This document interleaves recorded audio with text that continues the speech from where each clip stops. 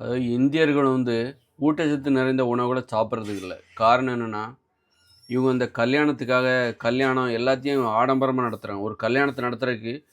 10,00,000 செலவு பண்றாங்க. ஆனா, அந்த ரூ. 10,00,000 சம்பாதிக்கிறதுக்கு பல வருஷம் உழைக்க வேண்டியது இருக்கு. அப்படி உழைச்சா கூட அந்த ரூ. 10,00,000 சம்பாதிக்க முடியாது. அதனால என்ன பண்றாங்க, கடனெல்லாம் வாங்குறாங்க. இப்படி ஒரு கல்யாணத்த நடத்துறதுக்கும், ப அ கல்யாணத்த நடத்துறது, அப்புறம் பார்த்தீங்கன்னா பள்ளிக்கூடத்தில பிள்ளைகள படிக்க வைக்கிறது, இந்த தனியார் மயமாக்கப்பட்ட கல்வி, அப்புறம் தனியார் மயமாக்கப்பட்ட மருத்துவம், அப்புறம் நீதிமன்ற செலவுகள். நீதிமன்றத்துக்கு யாராவது போறாங்கன்னா, அதற்கும் இந்த மாரி கட்டணம் கொடுத்து நீதியை பெறுவது.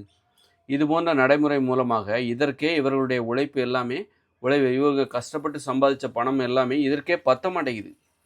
அதனால என்ன பண்றாங்க, இவங்களால ஊட்டச்சத்து நிறைந்த உணவுகள வாங்கி சாப்பிட முடியல. வாய கட்டி, வயித்த கட்டி இவங்க என்ன பண்றாங்க, கல்யாணத்த பண்றாங்க. அப்புறம் வீட்ட கட்டுறது, மருத்துவம் பார்க்கறதுக்கு, அ கல்விக்காக, இதற்காகவே இவருடைய உழைப்பினால் வந்த பணம் இருக்கு பாருங்க. இதுக்கே இது பத்த மாட்டேங்குது.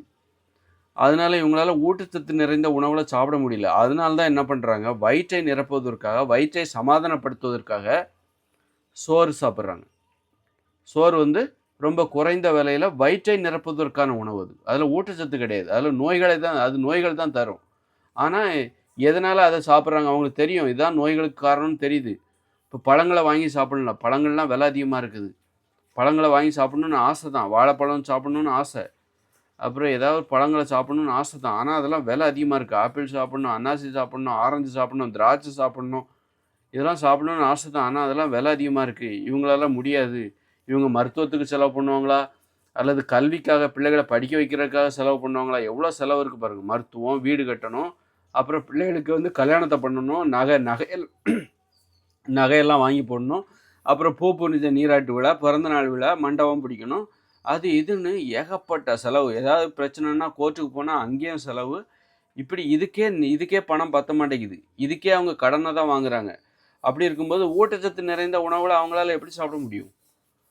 அதனால தான் என்ன பண்றாங்க, வயிற்றை சமாதானப்படுத்துவதற்காக ஊட்டச்சத்து இந்த அரிசி, கேழ்வரகு, கோதுமை இதனால சமைக்கப்பட்ட சோறு, பூரி, பொங்கல், தோசைன்னு சொல்லி வயித்த நிரப்புறாங்க. இந்த உணவுகள சாப்பிட்டாலே உங்களுக்கு ஊட்டச்சத்து மோகமே போயிடும். நீங்க அரிசி, கேழ்வரகு, கோதுமை இதெல்லாம் அந்த சோறு, பூரி, பொங்கல், தோசை சாப்பிட்டீங்கனாலே, உங்களுக்கு இதுக்கு அடிமையாயிடுவீங்க. இது அடிமைப்படுத்துகிற ஒரு குப்பை உணவு, நோய் தருகிற உணவு.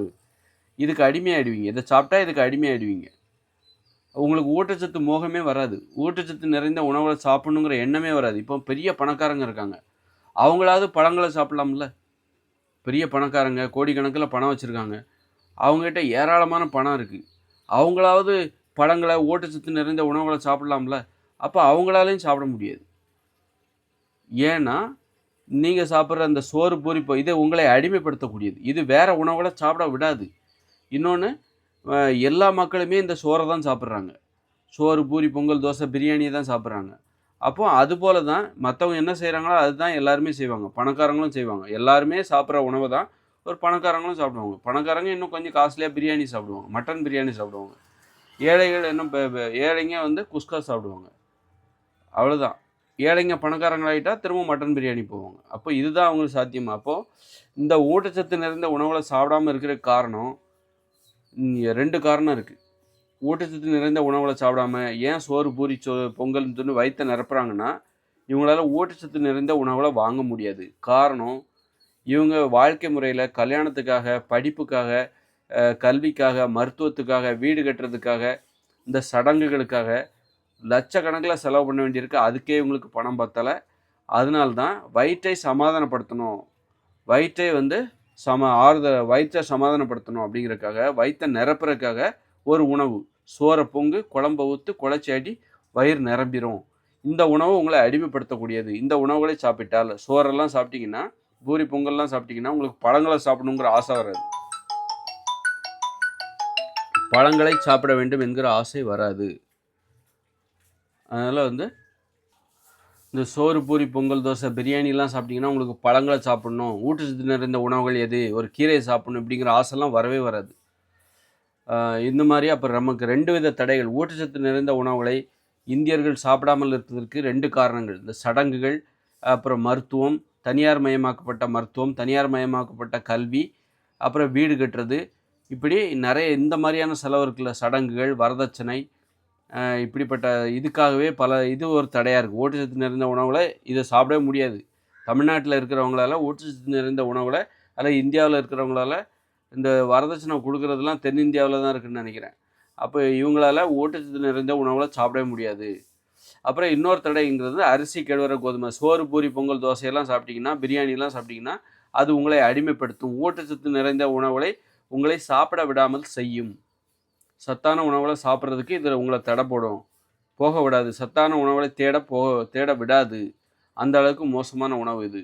இப்படி இரண்டு விதமான தடைகள் சத்தான உணவுகளை சாப்பிடுவதற்கு தடையாக இருக்கிறது. இந்தியர்கள் சத்தான இப்போ பார்த்தீங்கன்னா, சைனாக்காரங்களை பார்த்தீங்களா? அவங்க உணவுகளை பார்த்தீங்களா? எவ்வளோ வெரைட்டி வச்சுருக்காங்க. அவங்க மாமிசம் சாப்பிட்றாங்க. அது தவறான உணவு தான். மாமிசம் சாப்பிடக்கூடாது தான். ஆனாலும் அவங்க உணவுகளை பாருங்கள். நம்மளை மாதிரி ஃபுல்லாக சோத்தை அடுக்கி வச்சு உள்ளே தள்ளுற வேலையே அவங்க வச்சு இருக்காதுன்னு தான் நான் நினைக்கிறேன். நிறைய பயங்கர வெரைட்டி, ஏகப்பட்ட வெரைட்டி, பழம், கீரைகள், இலைத்தலைகள் அப்படின்னு சொல்லி பயங்கர வெரைட்டியாக சாப்பிட்றாங்க. பலதரப்பட்ட உணவு, ரொம்ப சவாலான உணவு. அவங்க சாப்பிட்ற உணவுலாம் ரொம்ப சவாலானது. ஆனால் நாம் சாப்பிட்ற சோறு, பூரி, பொங்கல் இதெல்லாம் ரொம்ப ஈஸியானது. ரொம்ப ஈஸியாக வயிற்றை நிரப்பிடலாம். மென்று சாப்பிடக்கூடிய ஒரு சவால் இல்லாத உணவை தான் நம்ம சாப்பிட்றோம். அதை அரைக்கணுங்கிற அவசியம் கூட கிடையாது. மெல்லணுங்கிற அவசியம் கூட கிடையாது. அந்த மாதிரி தான் ஒரு சவாலே இல்லாத ஒரு சோம்பேறித்தனமான உணவு. எந்தவித வேலையுமே கிடையாது. வாய்க்கு வேலையே கிடையாது.